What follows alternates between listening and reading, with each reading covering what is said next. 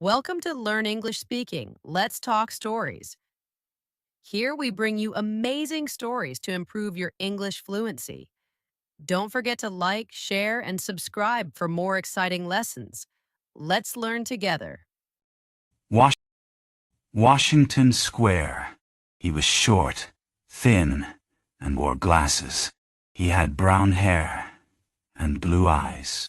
His mother died when he was 6 years old, and his father lived in another city. Jim lived with his grandfather. This was his first year in high school, and he liked it a lot. His favorite subject was science.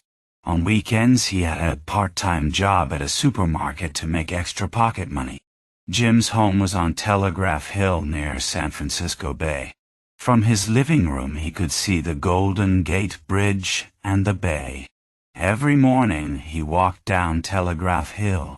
He met his friends at the bus stop at Washington Square. They went to high school together. Washington Square was a historical landmark, and the people of San Francisco loved to go there. It was a lovely park for children and adults. There was a small playground for children. It was also a place for the people of the North Beach neighborhood to meet. There were restaurants, cafes, and nice shops around Washington Square. Often there were music and arts festivals. Normally, Washington Square had green grass and beautiful flowers, but there was no rain for a long time. And the grass was dry and yellow and the flowers were dead. "Hi, Jim," said Brian. Brian Wilson was Jim's best friend. He was 14, too. He was a tall boy, with blonde curly hair and green eyes. He played basketball on the high school team. His parents had a grocery store, and he helped them on weekends. "Hi, Brian. Did you finish your English homework?" said Jim. "Yes, I did, but Shakespeare wasn't easy." "Look, there's Susan," said Brian. "Hi, guys," said Susan. Susan Hardy was a pretty African-American girl. She was a good friend of both boys. She was also a very good student. She had a part-time job as a babysitter for the children of her neighbors, the Moreno family. Her brother Tom was 20 years old. He was a biology student at San Francisco University and played on the university football team. "Are you ready for the math test?" asked Susan. "I studied all afternoon yesterday, but I'm not ready," said Brian. "I'm not either. I didn't look at my notes," said Jim. The bus came and they got on. They saw their school friends and started talking. The bus was always crowded, but the bus ride was fun. When they got near Galileo High School, they could smell the chocolate from the chocolate factory nearby. They loved the smell of the chocolate. It made them hungry. The math test was difficult. The students were happy when it was finally lunchtime. "Hey, all went to the big school cafeteria. Why is math so difficult?" said Jim. "I think Mrs. Miller makes the test difficult." "Don't worry about the test and eat your lunch," said Brian. In the afternoon, they had a long science lesson. It was very interesting. They studied chemistry in the school laboratory. They often did experiments with their chemistry teacher, Mr. Woods. They liked Mr. Woods. At 3:15, the school bell rang. It was time to go home, and it was Friday. "What are you doing this weekend?" asked Brian. "I'm working at the supermarket tomorrow," said Jim. "But on Sunday I'm coming to see your basketball game." "I hope we win," said Brian. "I'm working tomorrow as well, at my parents' grocery store. It's always a busy day, but I'm free tomorrow night." "Well, I'm babysitting for the Moreno children all weekend," said Susan. "Do you want to go to the movies tomorrow night, Jim?" asked Brian. "Yes. That's a great idea," said Jim. "I'll phone you." Chapter 2. The Face at the Window. Jim walked slowly up Telegraph Hill. It was a foggy afternoon in February. Every day Jim walked in front of an old mansion. It was a mysterious wooden building with a big garden and a fence around it. Jim often looked at it and thought, "What's inside? Why doesn't anyone live here?" That afternoon he stopped in front of the gate. He looked at the garden and the trees. What a strange place. No one took care of it. Then he looked up at the old mansion. He looked at the window on the second floor. There was a face behind it. He felt cold. It was the face of a little girl with long, dark hair. But no one lived in that mansion. Who was it? A ghost? Jim didn't believe in ghosts. But who was the girl at the window? She looked down at him. He continued looking at the window. Suddenly the face of the girl disappeared. Jim could not see well because it was very foggy. He decided to go home quickly. He walked in the door and into the living room. He saw his grandfather in the corner of the room. "Grandpa!" he cried. "I saw a ghost." "What did you say?" asked his grandfather with a smile. "I saw the face of a little girl at the window of the old mansion. No one lives there, but I saw a girl. She looked at me." "Are you sure, Jim? It's a very foggy afternoon. Did you see her clearly?" "No one lives in the old Stewart mansion. It's about 100 years old. There's a strange story about it, but I don't think there are any ghosts." "What story? Please tell me," said Jim. "Well, Mr. Stewart was a very rich, but very strange man. He was very interested in science and experiments. He had a lot of enemies. People thought his experiments were mysterious and sinister. His wife and daughter died in a mysterious accident. It was terrible. He left San Francisco and returned to New York." "I saw a face, Grandpa, I did," said Jim. "But, Jim, you don't believe in ghosts," said his grandfather. "You're right, but I saw that girl's face," said Jim. "Maybe it was your imagination," said his grandfather kindly. Jim went to his room and turned on the radio. He listened to some songs and then started doing his homework. The next day, Jim went to work at the supermarket. It was a busy day. A strange man with long hair and a silver earring came in. His clothes were old. Customers were usually friendly, but this man was not. He had an angry expression, paid quickly and left. There was something strange about him. When Jim went home that evening, he phoned Brian. "Hi. How was your day?" "Very busy," said Brian. "Yes, mine too. Do you want to see that new science fiction movie on at the big screen movie theater? We can meet at 7 p.m. in front of the park," said Jim. "Okay, I'll see you then," said Brian, "at Washington Square. Don't be late." Jim left the house and started walking to the park. He stopped in front of the gate of the old Stewart mansion again. There was no one at the window. He stayed there a few minutes. It was windy, and the big trees in the garden made strange noises. He looked at his watch. It was nearly 7 o'clock. He was late to meet Brian. Chapter 3. The Stewart Mansion after the movies. The two boys went to eat an ice cream at Pier 39. It was a beautiful night. They stopped and looked at Alcatraz Island in the middle of San Francisco Bay. Jim told Brian about the face at the window. "What?" said Brian. "I don't believe it. I want to come with you next week. I want to see her too." "Really? What, Tom?" "That's great," said Jim. "It's a strange place. I'm always a little afraid when I go alone. Let's go together soon." On Monday after school, the two friends met Susan at the bus stop. They got on the bus. "Where are you going?" Susan asked. "Can you keep a secret?" asked Jim. "Why?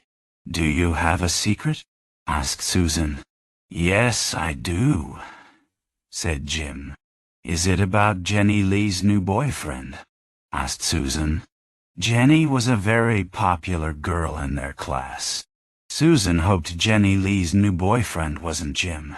He told her about the Stewart mansion and about the face at the window. Then he told his friends his grandfather's story about the mansion, the scientist, and the mysterious accident. "Scary," said Susan. "Old mansions always have ghosts. Can I come with you?" Jim smiled at her and said, "Of course, but promise not to tell anyone." Jim was happy that Susan wanted to come. Susan was pretty. "Hey, come on, it's our stop," said Brian. "Let's get off." It was 4:30 p.m., and it was a cold, sunny afternoon. The three friends walked up Telegraph Hill. When they arrived at the Stewart mansion, they stopped in front of the old gate. "What a strange place," said Susan. "It's cool," said Brian. They looked at the window on the second floor, but they saw nothing. They started talking and looking around. "Hey, do you smell anything strange?" said Susan. They stopped and smelled the air. There was a very bad smell in the air. "What is that smell?" asked Brian. "I don't know. It smells like rotten eggs," said Jim. "Yes, that's true. But where is it coming from?" asked Brian. Susan and Bjorn looked at Jim. Then they looked at the window on the second floor again. "Are you sure you saw a face, Jim?" asked Susan. Jim didn't know what to say. There was no one at the window now. "This is a scary place, but I don't see any ghosts," said Brian. "This smell is terrible," said Susan. "Let's go home and forget about the ghost. It was probably your imagination, Jim." "Look!" cried Jim. "There's yellow smoke over there." Near the bottom window of the mansion, they saw strange yellow smoke in the air. "Wow!" "You're right," said Susan. "What's happening here?" said Brian. "It smells like a dead body. Maybe there's a dead body in the mansion. Maybe this is a secret cemetery," said Jim. Brian's face became white. The three friends looked at each other. "A secret cemetery?" they said softly. They were curious, but terrified at the same time. No one knew what to say. "Oh, please, let's go home. This place frightens me," said Susan. "There's something strange happening here," said Brian. They agreed to leave and went to Jim's house to listen to his new CDs. They sat in Jim's room and talked about the mansion. Then Susan suddenly said, "Hey, there's the big Chinese New Year parade this Saturday night. I'm taking the Moreno children." "It's always lots of fun," said Jim. "I'm going to go." "Me too," said Brian. Chapter 4. Chinese New Year. This was the year of the dragon. The Chinese believe that the dragon brings good luck. The Chinese New Year parade is a very big event in San Francisco. It always takes place on a Saturday night between January 21 and February 19th. The date depends on the position of the moon. Thousands of people go to see the parade every year. There are many beautiful costumes. Chinese music, and Grant Avenue is decorated with colorful lanterns. A long paper dragon moves along Grant Avenue. There are firecrackers and lots of noise. Jim and Brian took the cable car to Grant Avenue. It was always fun to ride the cable car. Susan and their high school friends were at the parade. Jenny Lee was there with her new boyfriend. He was the captain of the football team, and he was handsome. There was a big crowd everywhere. Suddenly, On the other side of the street, Jim saw the face of the little girl at the window in the crowd. Jim told Brian, "Let's follow her," said Brian. It was difficult to move because there were lots of people everywhere. Then the big paper dragon appeared in the parade. The little girl suddenly disappeared behind the long dragon. "How can anyone disappear so quickly?" said Jim. They went back to watch the parade. Maybe she is a ghost, he thought. The weekend passed quickly. It was Monday morning and they were at school. Brian and Jim told Susan about the girl. Now she wanted to explore the Stewart mansion too. They made plans during lunch. "Let's go this evening after dinner. Remember to bring a flashlight and wear dark clothes," said Jim. They were very excited. When school finished at 3:15 p.m., they ran out. They wanted to go home quickly. At about 7 p.m., they met in front of Jim's house on Telegraph Hill. When they arrived at the Stewart mansion, everything was dark. It was a foggy, windy night. They looked at the window on the second floor, but there was no one there. They climbed over the fence and went into the garden. The tall trees moved in the wind. "I don't smell anything this time," said Susan. "Me neither," agreed Jim. "And now what do we do?" asked Brian. "I don't know," said Jim. "Let's look inside. Here are windows near the ground," said Susan. "And let's remember to be very quiet," she whispered. "Okay," said Jim. The three friends went to a window and looked inside. The glass was old and dirty. Brian turned on his flashlight and looked. There was a small room with an old desk and some chairs. "This was probably the study," said Brian. Susan turned on her flashlight. "Look at the newspaper on the desk," said Susan. "I can't see well, but I think it's yesterday's newspaper. Look at the headline. Water scarce in San Francisco, but no one lives here," said Jim. They looked inside another window and saw a big room with old furniture. It looked like the living room. On the wall, there was a big painting of a man, a woman, and a little girl. "Look, that's probably a painting of the Stewart family," said Susan. "Yes, before the mysterious accident," said Jim. "And the little girl has long, dark hair." "She looks like the girl at the window," said Susan. "But we saw the little girl at the parade," said Brian. "How can she be a ghost? Remember, she disappeared behind the dragon very quickly," said Jim. They went to the other side of the mansion. There was a broken window near the bottom of the house. They looked inside. They saw a big, dark basement. No one was there. Then Jim turned on his flashlight too. In the basement, they saw some long tables. There were test tubes, glass bottles, and other laboratory equipment. "This looks like our chemistry lab," said Jim. "Maybe someone is using it," said Susan. "But why?" "Maybe someone is experimenting with something secret," said Brian. "I don't like this place," said Susan. "It gives me a bad feeling." "Are you scared?" asked Brian. "No, I want to come back again, but in the daytime," said Susan. "Okay," said Jim. "Let's go then." Crash! There was a loud noise. It came from one of the rooms upstairs. "What was that?" cried Susan. "We're not alone here. Someone or something is here," said Jim. "Let's get out of here," said Brian. They started running to the fence. They ran under the trees and suddenly heard a strange sound from the branches above their heads. They looked up. "Eek!" cried Susan. "Bats!" They climbed over the fence quickly and ran away. Chapter 5. A mysterious magician. Jim heard the voice of a child in the fog. "Help! Help! It was a cold night. Jim stood in front of the Stewart mansion. There was fog everywhere. The voice came from inside the mansion. He didn't know what to do.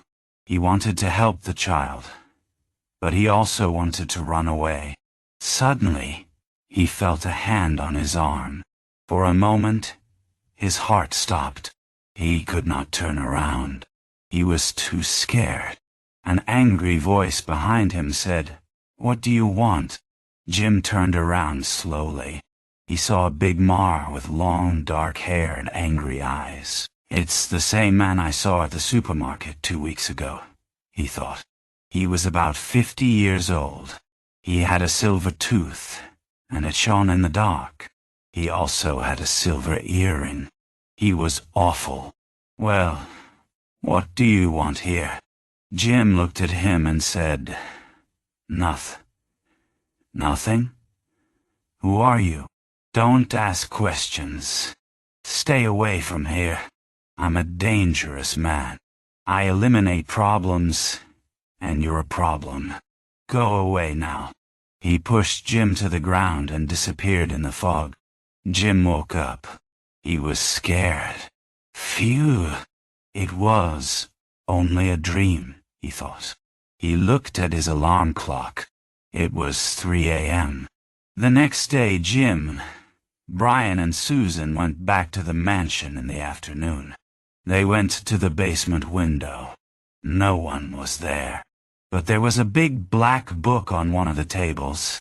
"Someone was here last night, or this morning. There's a book on the table." "It wasn't here last night," said Jim. "You're right," said Brian. "And who has the keys to the mansion?" asked Susan. "That's a good question," said Brian. The days passed, and something else happened. The grass in Washington Square was green again, and there were flowers. Everyone in the neighborhood was surprised and happy. Jim talked with his grandfather about this. "Grandpa, it's amazing. Washington Square is beautiful again. The grass and the flowers are growing. But how? There's no rain. How can grass and flowers grow without water?" said Jim. "You're right. It's strange. There's no rain, but the grass is growing," said Grandpa. "There's an article in today's newspaper about it." Jim started reading. "Washington Square. Who is the magician? The grass and flowers are growing again in Washington Square. The square was dry for months, but now it is beautiful and green. The organizer of the jazz festival, Mike Murphy, says, 'I thought it wasn't possible to have the jazz festival this year, but now it's beautiful, and we can have the festival as we always do. Artists from all over California are coming this year.' Some people believe something mysterious is happening in Washington Square. One person said, 'There's no rain, but the grass and the flowers are growing.' I don't believe in magic, but it's very strange. Who is the magician? Mr. Magician, can you bring San Francisco some rain too?" Chapter 6. The game one afternoon, Susan took the Moreno children to Washington Square. They played in the small playground. Then they went to the duck pond. The children liked feeding the ducks in the pond, but the ducks were not hungry. "Susie, why aren't the ducks eating the bread?" asked little Sally Moreno. "I don't know. It's strange. They're usually hungry." "The fish aren't hungry either," said Susan. "Well, it's 5:30 and it's time to go home." The next morning, there was a big crowd at Washington Square. Jim, Brian, and Susan were there with many other people. Everyone was at the duck pond. Some of the ducks were dead, and others were sick. Lots of fish were dead too. "This is terrible," said Susan. "Someone poisoned those poor ducks," said Jim. At that moment, the bus came, and the students got on. On the bus, everyone continued talking about the ducks. Early the next morning, Jim's grandfather bought the newspaper. During breakfast, this is what they read. Dead ducks at popular city square. 8 ducks and many fish were found dead in the pond in Washington Square yesterday morning. Only last week people came to see the jazz festival. It was a great success. A scientist analyzed the grass and the water in the pond and found a high quantity of a new chemical. The new chemical is similar to Green X, but it is more toxic. Green X was a popular fertilizer 20 years ago. It is illegal to use it today, the scientist said. The volunteer organization Helping Hands is now looking after the sick ducks. Volunteers can call this number, 392-369. The San Francisco Police Department are investigating the case. Wow! Exclaimed Jim. This mysterious new chemical is responsible for the green grass. So someone created a new fertilizer and it's toxic. What irresponsible people, said Jim's grandfather. Think of the children. They play in Washington Square. On Thursday evening, Jim and Brian were at Susan's house. This fertilizer thing is so strange. Maybe it's a mad scientist, said Brian. Maybe they can make a lot of money with this new fertilizer, said Jim. Yes, a lot of money. And they'll poison all the animals, said Brian. Susan was quiet for a few minutes. Then she said, I want to solve this mystery. I think there's a connection between the Stewart mansion and this fertilizer. But I know. On Friday evening, Susan went to see her brother's football game. It was San Francisco University versus Monterey University. Tom, the good player. The stadium was almost full. Susan found a good seat to watch the game. Susan liked football games. She always went to watch her brother play. It was a cold night, and she put her hands in her pockets. I'm glad I have a warm jacket, she thought. Then she looked at her watch. It was almost 8:30. It was time for the big game to start. She was excited. Suddenly, 2 people behind her started talking about Washington Square. But she could not hear all of their conversation because there was lots of noise. She listened carefully. Can't test anymore. Not now, said one young woman. Too dangerous, said the other. These people know something, thought Susan. She continued listening, but she did not look at them. It's illegal, but the experiment almost finished, said one voice. All right, on Lombard Street, said the other voice. Lombard Street. The Stewart mansion is on Lombard Street. So there is a connection between the mansion and Washington Square, Susan thought. Suddenly she understood. I must tell Jim and Brian, she thought. She was very excited and looked at her watch. The game finished on time and San Francisco University won outright. After the game, she phoned Jim. She told him about the conversation between the 2 young women. You're a great detective, Susan. You're right. It's that secret laboratory, said Jim. Let's tell police immediately, said Susan. Yes, that's the right thing to do. Tomorrow's Saturday. Let's meet early in the morning, said Jim. I'll call the supermarket and tell them I can't work. Okay, said Susan. I'll call Brian now. It was lucky I went to Tom's football game, she thought. Chapter 7. The police station on Saturday morning. Jim, Brian, and Susan went to Chinatown police station. Good afternoon, Brian said to the policeman at the door. What can I do for you? Asked the policeman. We want to report something, said Brian. Come to my office and sit down, said the policeman. I'm Sergeant Chan. They explained everything to Sergeant Chan. He was interested and a little surprised. "Why were you at the Stewart mansion?"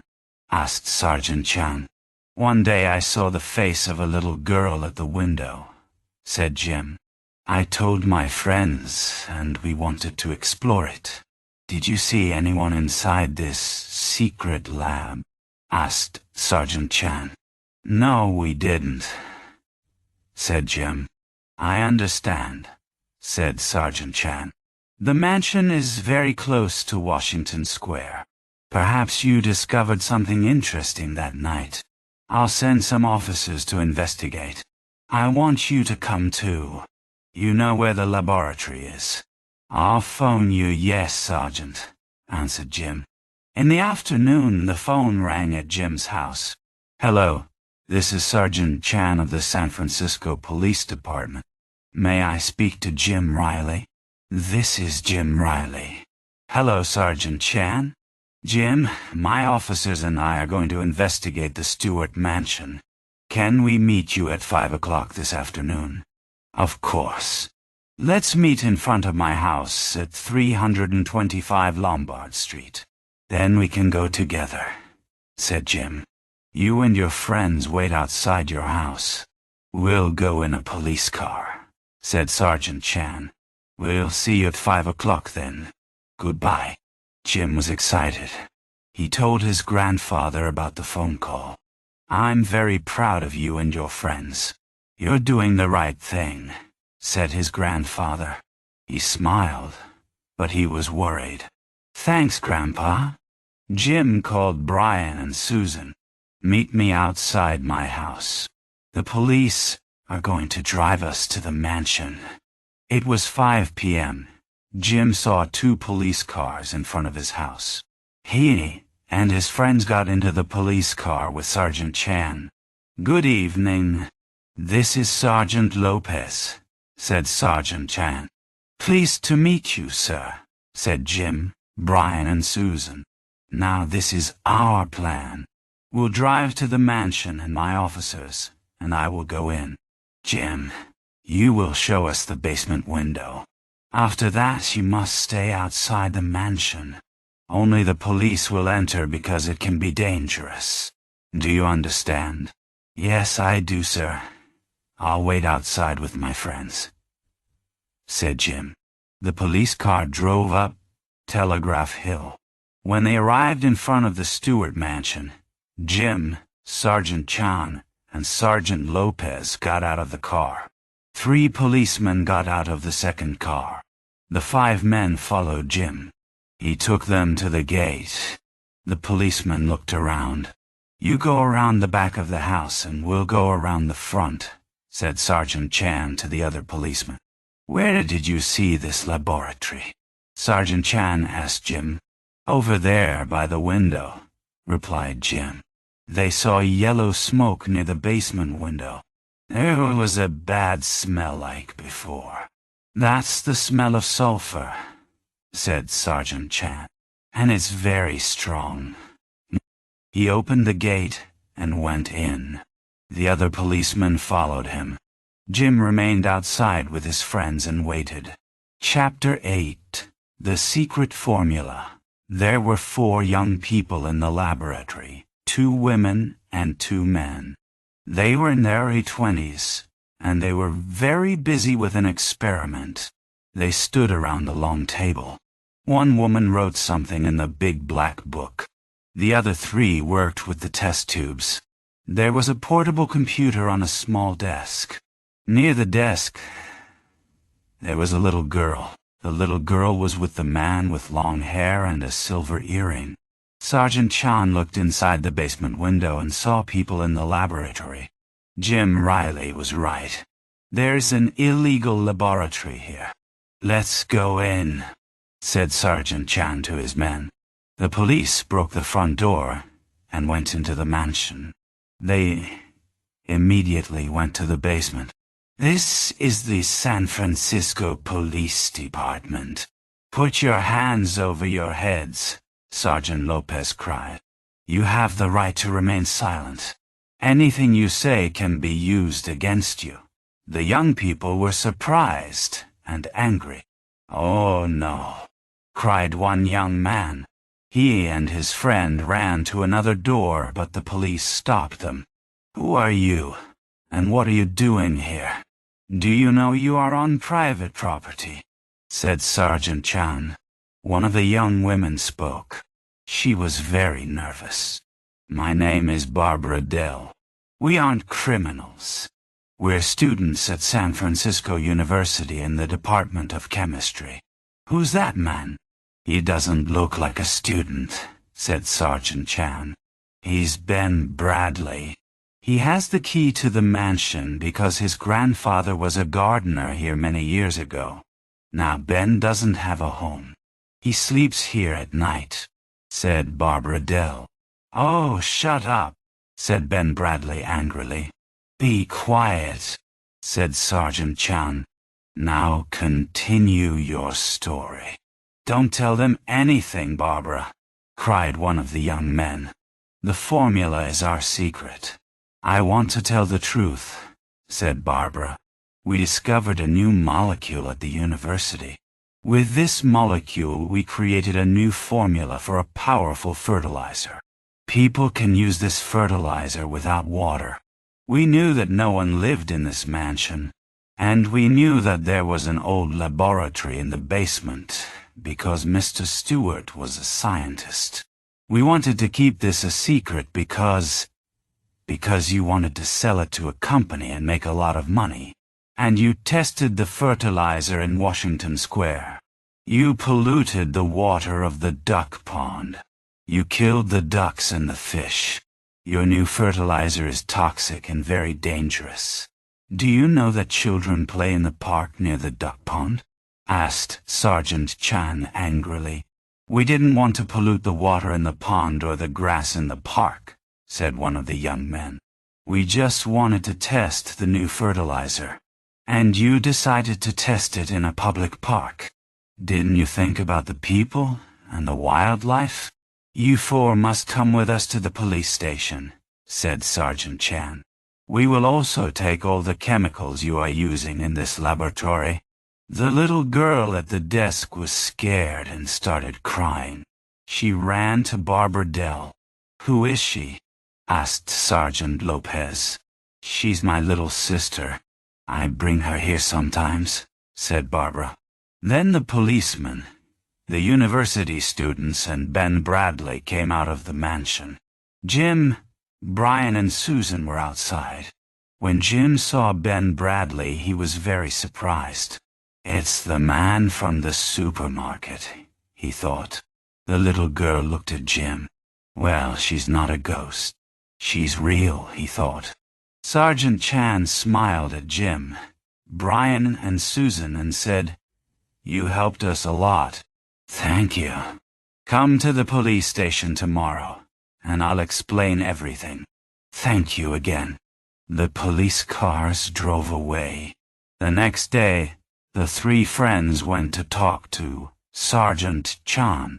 "Those university students were very intelligent," said Jim. "They created a new formula." "Yes, but they were also very irresponsible. We found many illegal chemicals in that basement. Those chemicals are very toxic. Now we must close Washington Square for a few weeks. There will be a lot of work for our chemical experts," said Sergeant Chan. "What will happen to the university students?" asked Susan. "There will be a trial," said Sergeant Chan. "They could go to prison." "How are the other ducks?" asked Gaba. "The volunteers at Helping Hands are looking after them. They're feeling better," said Sergeant Chan.